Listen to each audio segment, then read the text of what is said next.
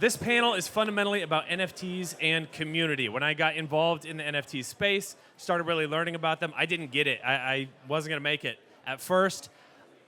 More volume. Can we get a little higher volume, please? Thank you. Yeah, see? Keep it up. I like that. I appreciate that.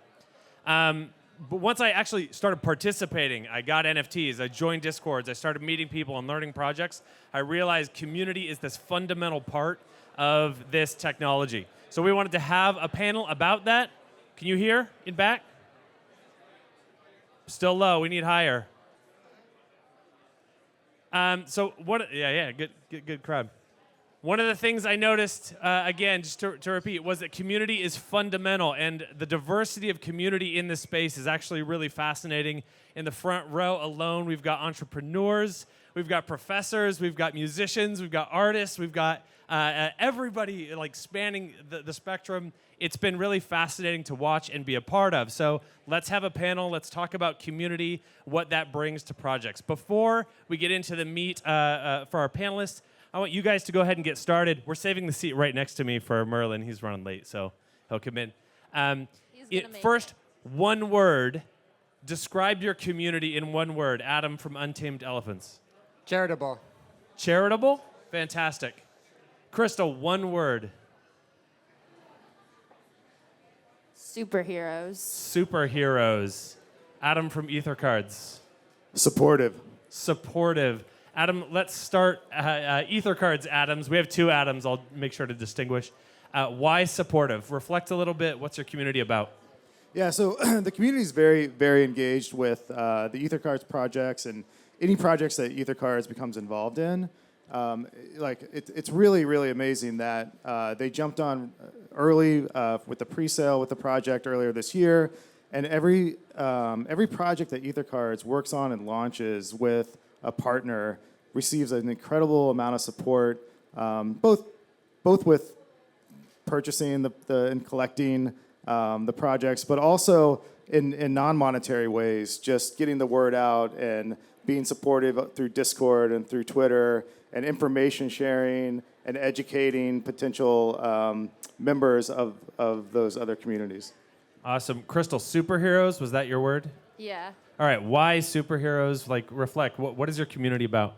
Everyone in our community is a little closer, please. Everyone in our community is super multi-talented and supportive. So not only are they out there creating and bringing something to the table, we have lawyers, we have artists, we have marketing people, and these are all just community members that kind of found the project. And they're all we have lawyers that are like, I have this side project, I want to get into art, I want to learn how to build NFTs. Can you teach me? And then an artist will come and teach them, or a tech person will come teach them. So much support, so much information sharing. It's amazing, and just seeing that every day is what really pulled me into the space. I was like, wow. Fantastic. Untamed Adam, we agree, that's a pretty cool name. Your charitable was your word. Talk about your community a little bit. Why charitable? Yeah, sure. So I'm here to rep Untamed Elephants. We're the OG charity-driven NFT community. So our audience loves artists and NFTs, but we're also on a mission to save the elephants in both Africa and Sri Lanka. So in our Discord, we talk less about price and more about what we can do to help elephants using new technology. Fantastic. We're here because NFTs have had this crazy rise in Web3 over the past year, and far beyond Web3 now. We're clearly seeing that so many industries are involved. Adam, what's led to this rise? Why are people excited about this movement in this moment? Yeah, so I think it's a couple things. One, I think everyone wants to belong to a tribe, right? And so this is another opportunity to find a tribe, belong to a tribe. But probably just as equally important, or maybe more important, is it also offers this opportunity to have a one-to-one connection with the creator. So the creator of the collection, the creator of the idea, the creator of the art that's on the NFTs. It's a wonderful opportunity where if you want to find a tribe around a specific, whether it's a charitable project like Untamed with elephants, or it's an artist project, or it's a project that is with an NBA Rookie of the Year, you can find those projects, you can find those tribes, you can join them, and you can have this great community and participate and learn and share your knowledge with others. Right, there's the social belonging component that really helps. But then there's also this like the secondary market makes there's value possible. And that's not for every project, but for many projects, that's clearly what leads to the rise and the excitement. Krystall, what sort of things are you seeing in terms of why do you think this has taken off so much right now? I think it gives everyone an opportunity to get in on something that's so new and fun, and because anybody can do it that has a laptop, and there's so much information and everyone is so friendly and helpful, you can get into it like without much experience, and like you could be not doing it yesterday and then next week be like one of the top artists, All you have to do is bring an idea. So it's an opportunity space for creativity, which, I mean, there's been some of those opportunity spaces, but they've been built on gated platforms or walled platforms, and it feels like because of composability, there's just this opportunity for openness and expansion experience. Untamed Adam, do you have reflections on this? Yeah, I think in the NFT world, one of the greatest things is when we welcome someone to the herd. I mean, you post on Twitter and suddenly you get 100 likes and 100 people sharing their elephant NFTs. And when we joined forces with Chainlink with our integration, we got the same Link Marine welcome. We got hundreds of meme photos welcoming us to the Chainlink family too. So that kind of welcome in this kind of socially isolated COVID era just resonates a lot. I wonder about that, the timing with DeFi and COVID and NFTs. People are looking for more social connection. Here it is. And it's not just social connection, but also value and also this creative space. And you've got to spend your time doing something. It's like a perfect storm of events almost. Untamed Adam, I'm going to go back to you. So for PFPs, one of these elements of NFTs, PFPs, a lot of what comes into what makes people excited about them is the prestige that comes along with them. Being first, being early, high value, finding something rare, super rare. You guys are taking this charitable approach as well. I'm curious, how does charity manifest as prestige in your community? Is that something you guys talk about? Is that like a goal of yours? How does that manifest? Yeah, sure. So a lot of people use our elephant PFPs on their Twitter and social media. And we're trying to make our elephant project reflective of our charity values so that when people are flexing with their Twitter profile, people are like, oh, this is a person who loves elephants, who wants to contribute, who wants to do more. So in the traditional non-digital world, you see people wearing their charity, like wristbands and charity T-shirts. So we want to make elephants the premier charity PFP. Yeah, when I've donated to, what should I call them? They're not digital, they're analog charities. Can we do that? Is that I don't think that quite fits, but still, analog charities of the past, I do like having that identifier, that moniker. It doesn't have to be a lot, but like a little thank you, a little show, a little something for what that is. So to move that to a digital world makes a lot of sense in terms of charitable donations. Krystall, what do you guys see? You have a little bit of a different structure with your NFT because it's dynamic. First, talk a little bit about it just so people kind of understand the context. It's a bit different. It changes over time, given specific scenarios. And then how is that different in terms of prestige and PFPs and things like that? Yeah, so mine is interesting, and the concept behind it is really ownership, and it's sort of playing with ideas of ownership. My image is one of the first. It's usually like the top 3, but most of the time it's the first result for face when you Google it on images. And that image was taken backstage at a fashion show, and I wasn't paid for it. It was just put up on a blog and somehow made it to the top of Google, and it's just been there for years. And when I saw that NFTs were just the capabilities with it, I knew I wanted to play with this concept that I've been thinking, how can I do an art piece around this? Because I'm an artist. And I talked to a friend, and he brought me to a curse share, and we created this dynamic NFT that's like a 3D model of my face that changes emotions with the price trends of Ethereum. And our project, in order to bid on the piece, which was the one of one, we had a ticket sale, and anyone that has a ticket then is going to be able to be the first access to a new platform we're building to help other artists create dynamic NFTs the same way that I created mine. It's this total interesting confluence of intellectual property and digital ownership and rights and releases and dynamic NFTs. It's really fun. It's very wild, interesting program. Adam, let's talk about LaMelo Ball's project for a little bit. LaMelo Ball's doing NFT with EtherCards. That's a different type of prestige. It's like fans. It's real fandom and a fan experience. So how does that play into this? Yeah, prestige? yeah.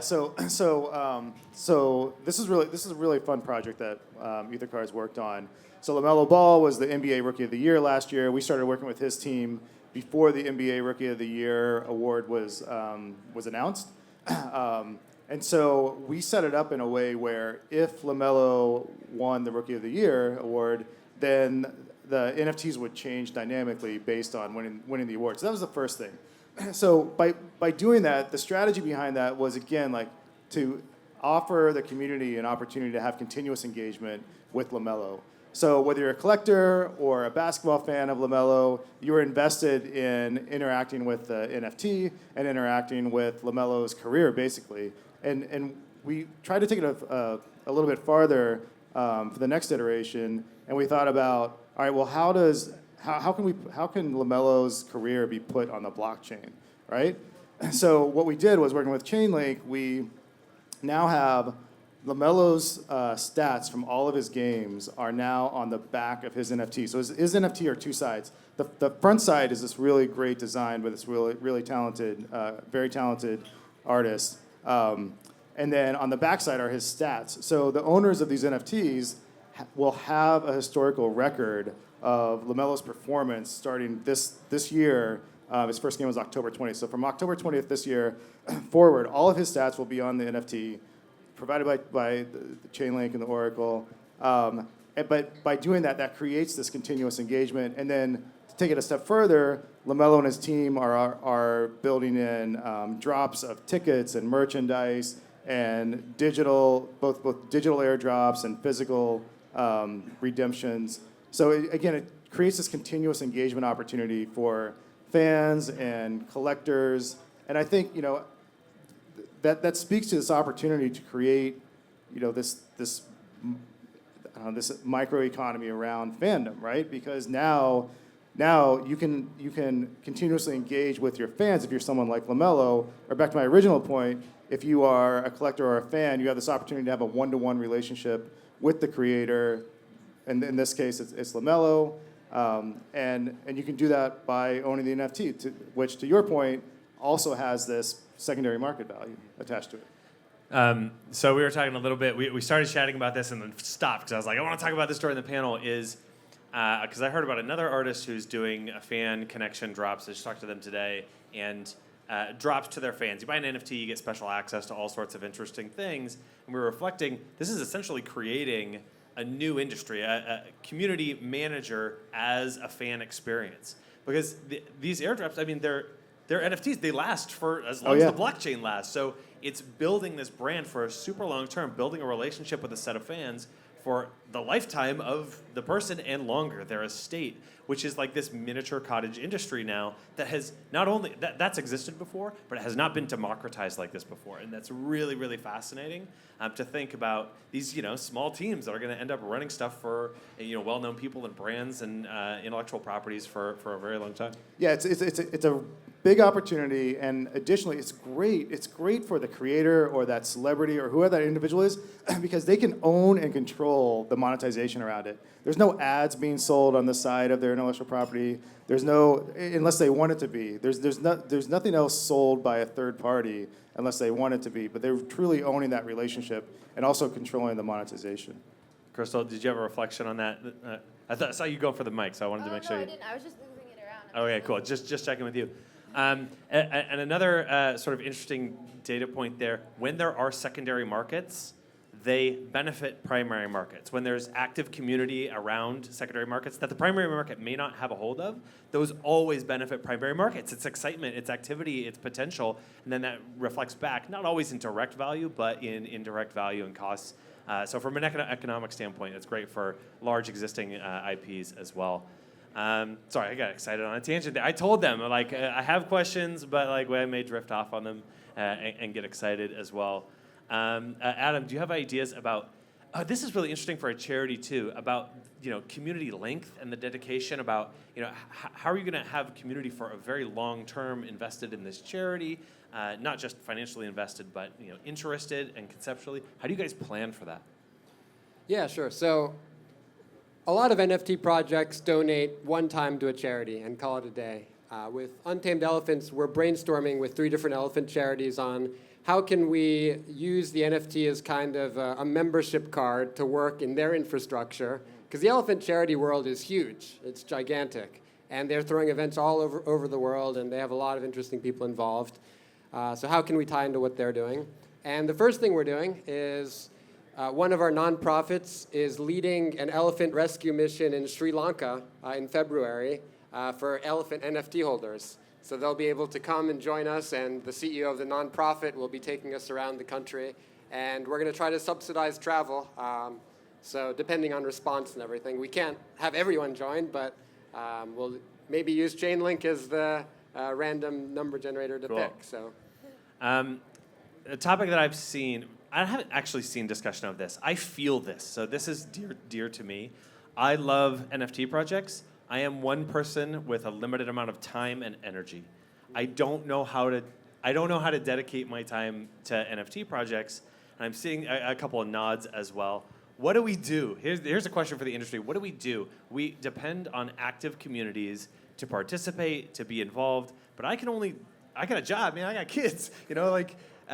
How do you judge that? How do you encourage people to make it worth their while? And solicit that. In some ways, you guys are competing, right? We're competing for attention.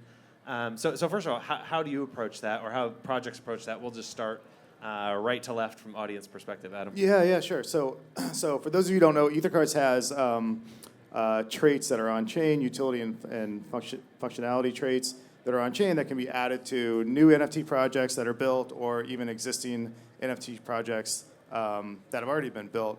And so by having these traits added to NFTs after they launch or when they launch, that provides an opportunity to provide those benefits on a random and or non-regular basis that can keep the community somewhat engaged, looking forward to the drop of those traits. So if you're like us, where we have jobs, we have kids, we're busy, I can scan my Discord announcements for those rare but valuable benefits and traits that are going to be added to the NFTs, because that's the small amount of time that I have to be engaged.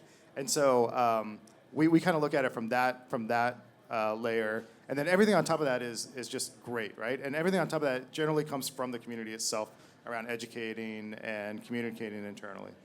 Discord notification bot. Somebody invent it. Help me manage my Discord noties. Yeah, all right. We're getting some love on that one. All right, there's a hackathon project for you right there. Sorry, I was just checking to see if somebody else was here. No. Krystall, how do you split up your attention? How do we think about this and give the projects the attention they deserve? I love these projects. I want them to succeed. I can't give my everything. It's so hard, especially because Discord, you turn all the notifications off, but you still get maybe the announcements, and then it's 10 announcements a day from one project.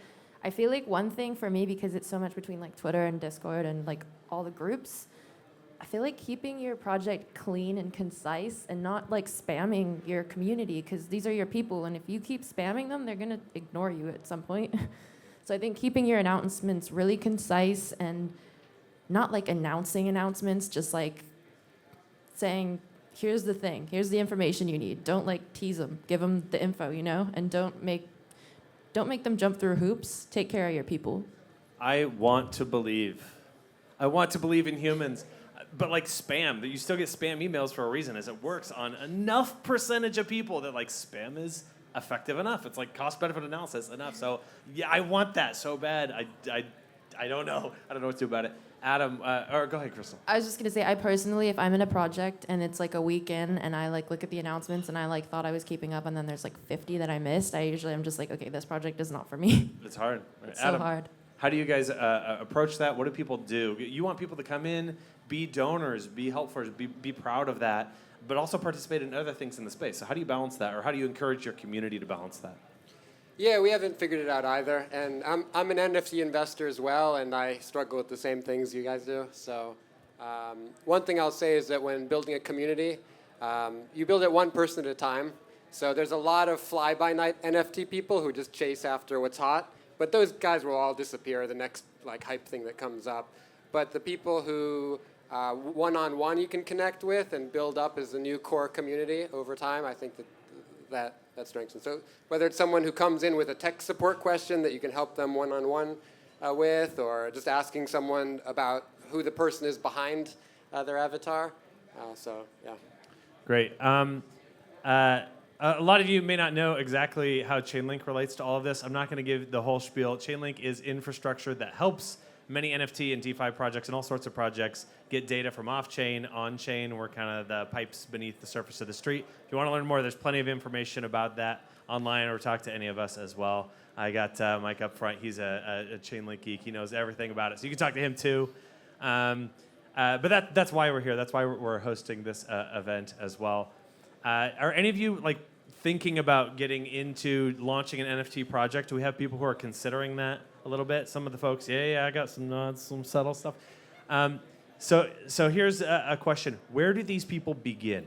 Because I've thought about that too. It's easy. Krystall just said it's easy. I can get spun up, and then I kind of get stuck. And again, I'm busy, so I drop it because I'm just like that. But where do people start? Adam, I'll start with you. Yeah. So I think there's two things. I think there's the non-technical and the technical. So I recommend, and I've had many of these conversations with people who are interested in starting projects. I always recommend non-technical first. So work on building a community first. That community can be Discord, it can be Twitter. A good example is I had a call with a project from some people in Paris who are looking at starting an NFT project around wooden Japanese prints. So it looks amazing what their idea and their concepts are. And what I told them is what I would recommend, which is spend time on building a community first and have a solid community of others who are authentically interested in the concept and in the project. And then from there, you can start to grow the community and then move over to the technical. Because at that time, then you can build it and you can launch the actual NFT, and you have this wave of support, and it'll be easier to identify others who are authentically connected to the project. Because at the end of the day, the projects that I see that work really well are these very authentic projects. So the people behind them are very authentic behind it. They believe in it, and they bring in, back to this tribe and this one-to-one, they bring in a tribe of others who also believe in it and also want to be part of that tribe and also want to have a one-to-one connection with the creators. Krystall, your thoughts? Pretty much exactly that, and I'm actually doing exactly that right now. I'm gearing up for my next project, which is going to be a super strange painting project, and I've built a community, and I'm just slowly just talking to people, supporting them. I had this great couple of guys come in from NFT Gamer TV, and they're so supportive and awesome. They invited me to their server. They taught me about a whole new chain that I don't know about and gave me some NFTs. I'm like, if you just interact with people, and you'll find the resources out there. Join communities. Build your own community and join communities. Adam, do you have thoughts? Yeah, that's all great advice. On the technical side, things are going to get much easier. Soon it'll be push a button and launch an NFT collection. There's a lot of platforms I've seen out there for that.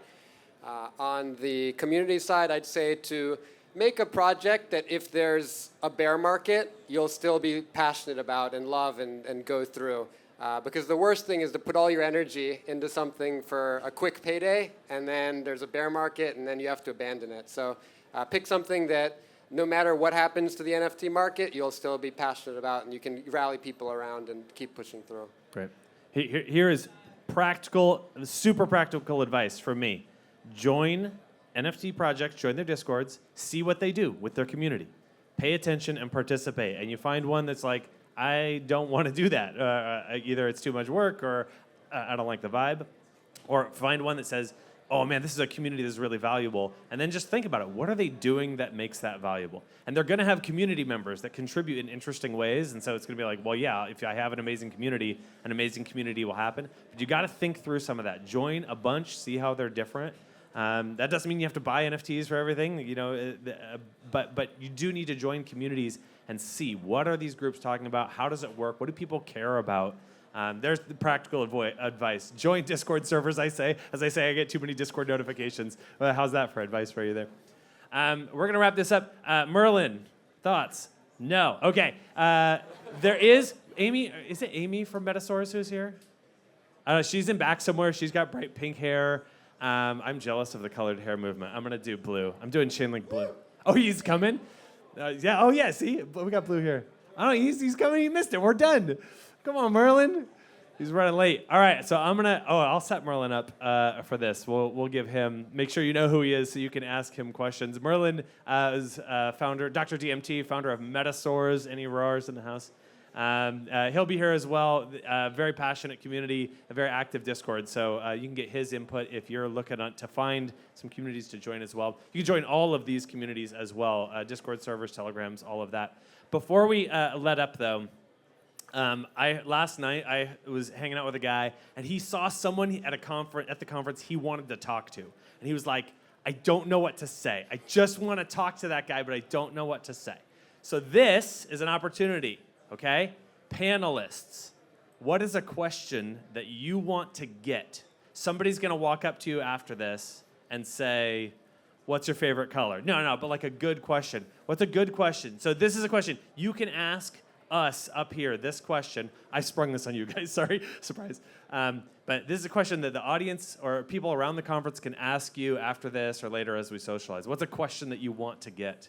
Anybody? Volunteer? Yeah, I would say ask me what's the most valuable part of this conference so far. What's the most valuable part of this conference? Ask Adam. Adam Bauer from EtherCards. That's the question you can ask him. If you got a question, write that down. You're set up. I set you up. I hooked you up. That's a copy paste. Control V. Krystall. What do you love about NFTs? Everybody's passionate, or like, what's your passion project in NFTs? What do you love about NFTs? What's your passion project? You can ask Krystall from Accursed Share that question to get that conversation started. Control C, Control V. Adam. Yeah, my favorite question I get is, I don't know anything about NFTs. I want to buy my first one, and I love elephants. Can you kind of help me get started? So. Chill. That works. No, but you love NFTs and how to get started. He's a great guy to talk to. So Adam from Untamed Elephants. I actually didn't think about an answer to this question. So how about, would you like a cup of tea? My voice is killing me. Just come and say hi to me. I will drive conversation. That's kind of what I do. So don't worry about a question for me. But now you've got questions. Control C, Control V for all of you. Thank you all so much for joining this panel. A round of applause for our panelists. Thank you. Thank you. And we've got some more time. How long do we have this place, Josh? We got plenty of time. So there's more pizza in the back. There's more drinks. Start socializing. The best parts of these conferences are the conversations that happen. So please have them with each other as well. Thank you very much.